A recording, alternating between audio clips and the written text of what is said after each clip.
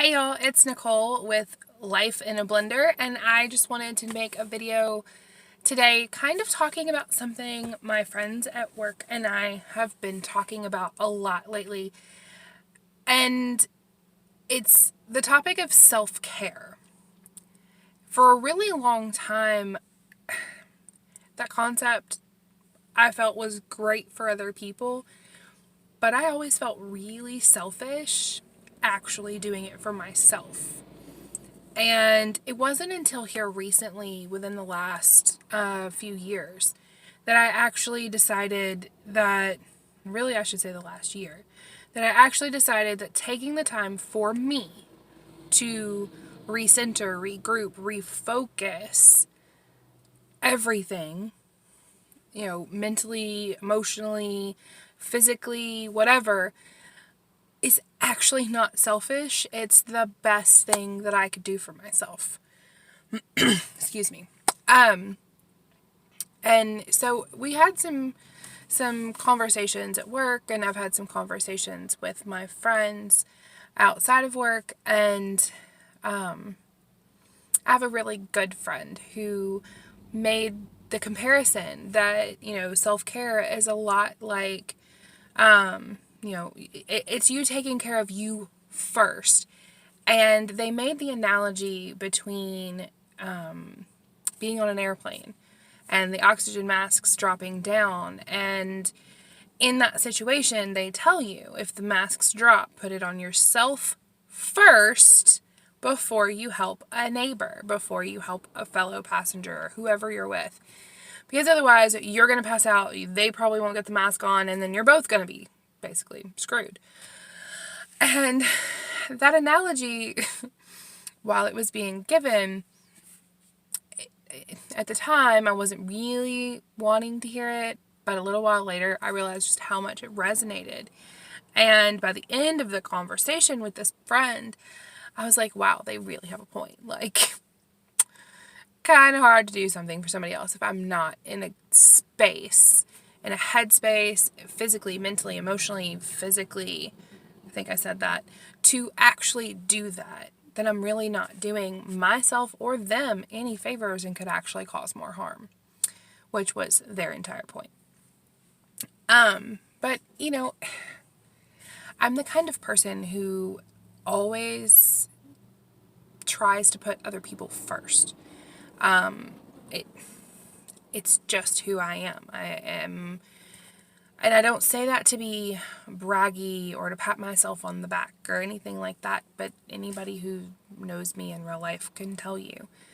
That's just how I am. I try to put other people and their needs before my own, and I take great satisfaction in knowing that I've, helped someone or, made somebody else happy or taken care of their needs. And it goes, a lot deeper than just being there for a friend. But it's just kind of who I am and who I've always been. So the balance, the need for balance for me is extremely important, as it was pointed out. Because I can't be that kind, caring, giving, nurturing person without doing those same things for myself. Because if I heard of a friend that was doing this and they weren't putting themselves first, that's the first thing I'd be telling them to do. Kind of hypocritical. So it was like, all right, look in the mirror, tell yourself what you would tell your friend, and actually do it. It was kind of the point of this conversation. And it really does wonders. So now that I've talked about like how I've struggled with it or whatever, let's figure out what you can do to actually take care of yourself in a self-care way. Like, self-care doesn't just have to be for mental health. It can be physical, spiritual, emotional, sexual, mental. Like, it runs the gamut financially. Like, you need to make sure that yourself, in whatever category you need to focus on is where it's supposed to be. And I'm sorry, I know I'm talking with my hands a lot today and fidgeting. It's just one of those days. And I kind of do it all the time anyway, so, you know. But, so, what are the things that you can do? Like, a lot of people automatically kind of go to, like, a spa day or a massage or nails, like, if that's something you enjoy, getting your hair done, whatever. For me, though, like, I'm so not a girly girl. Not a girly girl at all. I will doll up and dress up or whatever for special events or occasions that I feel like deserve that amount of effort and energy put into it.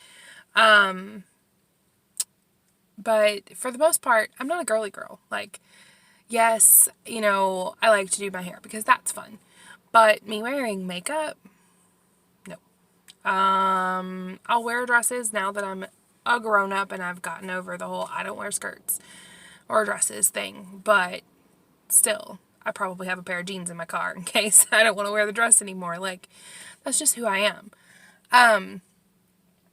But anyway, so self-care for me doesn't look like going and getting my nails done.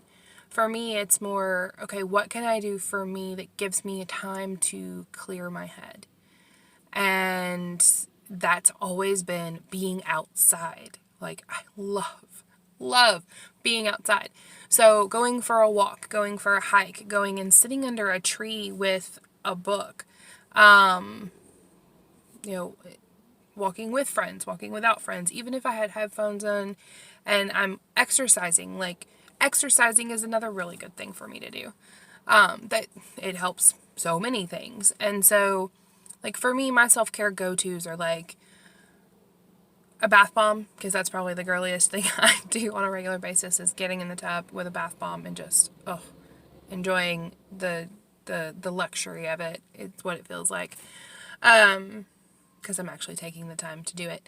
Going for a walk, that kind of thing. Following hobbies was actually, or pursuing hobbies is actually one that was recommended to me. I love to crochet. I love to read. I like to do things with my hands, like painting and making things. And so, you know, obviously I can't keep my hands still. So doing things with my hands is another thing that I really enjoy doing, and I try to make as much time for as I can. I just about always have a crochet project close, my purse, or my car, pretty much. But it can also be as simple as having a really good conversation with a friend. And I have coworkers who I can talk to, and we talk about everything.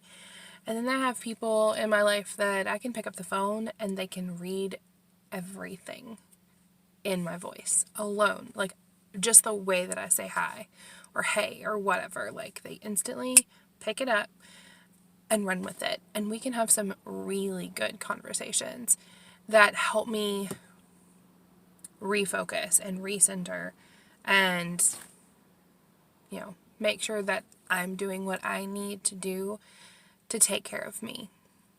And those really good conversations definitely count as self-care in my book, because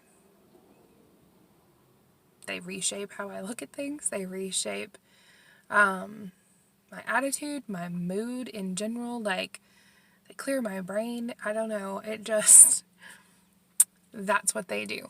So, anyway, those conversations with, you know, a really good friend, or going for a walk, talking, you know, just talking through things, going for a walk, and being active with my hobbies. Like, I picked up photography again, and I've been horrible about posting the pictures to Instagram from when I did that challenge, but really and truly the challenge wasn't about the challenge. It was about me picking up a camera again and getting back into it, which I've done. That's the other thing I like to do. But just making time. I always have my phone. I can always take, you know, 5 minutes, well, okay, let's not lie. 20 minutes to find like the perfect shot, because 5 minutes is a joke. 20 minutes to find that perfect shot of a sunset, or, you know, the flower or whatever that catches my attention. So I don't know. I have recently come to appreciate the value of self-care. And so I figured I'd get on here and see if sharing this resonated with anybody, because I know I can't be the only person who's ever felt selfish for taking time for themselves. And, you know, hopefully this helps, because one, you'll feel like you're not alone. And two, it might give you, my apologies. Two, it might give you some ideas on things that you can do that are, you know, outside the box. Like, go stargazing, go for a walk, go, I know I keep going back to the being outside thing. Read a book, listen to an audiobook, dance around the house with headphones in or with the radio cranked up, just because you can, regardless of whether you can actually dance or not. Just make sure nobody's going to like record you and put you on YouTube, because that might not be as much fun. But anyway, I'm just throwing things out there. And if, you know, getting dolled up and going out for the night with your friends, or with, you know, a special person in your life is how you want to do your self-care, then go for it. Like, nobody's saying you can't. Like, go get a massage, go get your nails done, go get your hair done. You know, whatever. Just do something just for you, just because you want to do it. You don't have to do it like that every day. You don't have to do it every week, but at least 4 times a month. If you want to cram all that into like a weekend and just do like a weekend packed full of self-care, okay, go for it. But make sure you make every minute of that count, or you can space it out a little bit. Okay, so I've rambled and been bossy and all of that, and I don't like to be bossy. That's not usually my MO in most things. Well, that's not accurate, but I don't like to be bossy. So I'd much rather just kind of go with the flow and prefer somebody else to be the boss in a lot of cases. Like, once I'm not at work, like, please, anybody else. Not anybody, but, you know. Anyway, I am officially rambling and getting off topic. So I'm going to let y'all go. I hope that you have a wonderful day. You're having a good week. I'm sorry it took so long to get a new video out, but hopefully this one was worth it. And I know I've talked 1,000 miles an hour, played with my hair, played with my necklace, gotten off topic, all those things. But hopefully, you know, you still were able to get something out of this, and I hope you have a great day.